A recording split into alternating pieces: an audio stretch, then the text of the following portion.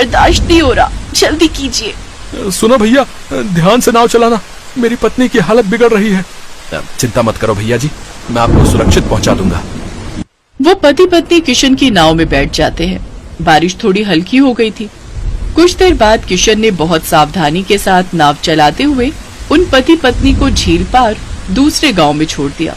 उस आदमी ने किशन को झील पार करवाने के पैसे दिए, पर वापसी में बारिश फिर तेज हो गई। इतनी तेज कि किशन की नाव संभाले नहीं संभल रही थी। किशन घबरा रहा था, उसकी नाव हिलडुल रही थी। किशन आधे रास्ते पहुंचा ही था कि अचानक उसकी नाव झील में पलट गई। किशन झील की गहराई में डूबता ही जा रहा था। कुछ समय बाद किशन को होश आया तो वो हैरान रह गया। वो एक सोने के महल में था, जहां पर हर चीज सोने से सजी हुई थी। मैं कहाँ हूँ और आप सब कौन हैं?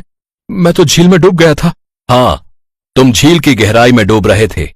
हमारे सैनिकों ने तुम्हें देख लिया और यहाँ महल में ले आए। घबराओ नहीं, हम दोनों इस झील महल के राजा और रानी हैं। ये जादुई झील महल हमारा है। तुम हमारे जादुई झील महल में हो। यह जादुई महल अदृश्य है। यह केवल उन्हीं को नजर आता है जो दिल के साफ होते हैं और दयालु होते हैं। हमारी जादुई शक्तियों से हमने पता लगा लिया था कि तुम बहुत ही दयालु और नेक चरित्र के व्यक्ति हो।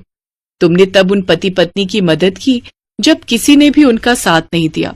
तुम्हारे इसी अच्छे स्वभाव की वजह से हमने तुम्हारी जान बचाई है, और हम ये भी जानते हैं कि तुम बहुत गरीब हो और तुम्हारी नाव टूटी हुई है। क्या करूं, मेरी टूटी हुई नाव की वजह से ही मेरी नाव पर कोई नहीं बैठता, और आज इसी वजह से मेरी नाव डूब गई। अब तो जो थोड़ी बहुत नाव ठीक थी वो पूरी तरह से नष्ट हो गई है। अब मैं क्या करूंगा, कहां से पैसे लाऊंगा? घर पर शारदा और बच्चे भी इंतजार कर रहे होंगे। उन्होंने भी सुबह से कुछ नहीं खाया होगा। किशन जोर जोर से रोने लगा। घबराओ नहीं, तुम यहाँ से खाली हाथ नहीं जाओगे। हम तुम्हें ढेर सारा सोना देंगे, जिससे तुम्हारी गरीबी दूर हो जाएगी और तुम सुख से अपना जीवन यापन कर सकोगे। हमारी ओर से ये तुम्हें तुम्हारी दयालुता का उपहार रहेगा। सैनिकों, ढेर सारा सोना पोटलियों में भर कर ले आओ। कुछ देर बाद झील महल के सैनिक बड़ी बड़ी पोटलियों में ढेर सारा सोना भर कर ले आते हैं। झील महल के राजा और रानी किशन को सोने से भरी वो पोटलियां उपहार में देते हैं। किशन की आंखों में खुशी के आंसू थे। किशन के सामने एक जादुई सोने की नाव प्रकट हो जाती है। वहां के राजा और रानी किशन को उस नाव में बैठने के लिए कहते हैं। किशन उस नाव में बैठता है और झील की ऊपरी सतह पर आ जाता है। किशन देखता है उसकी पत्नी, बच्चे और सभी गांव वाले वहां किनारे पर खड़े हैं।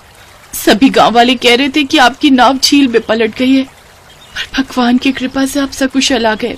बस यही समझ लो सुजाता कि आज भगवान के कुछ फरिश्तों ने ही मेरी जान बचाई है। मैं तुम्हें घर चलकर सब बताता हूँ। किशन अपनी पत्नी और बच्चों के साथ घर जाता है और उन्हें सारी बात बताता है। सब लोग बहुत खुश होते हैं। गांव वाले भी किशन को किस्मत वाला मानते हैं। किशन ने उस सोने को बेचकर अपनी जिंदगी के सारे दुख दूर कर लिए।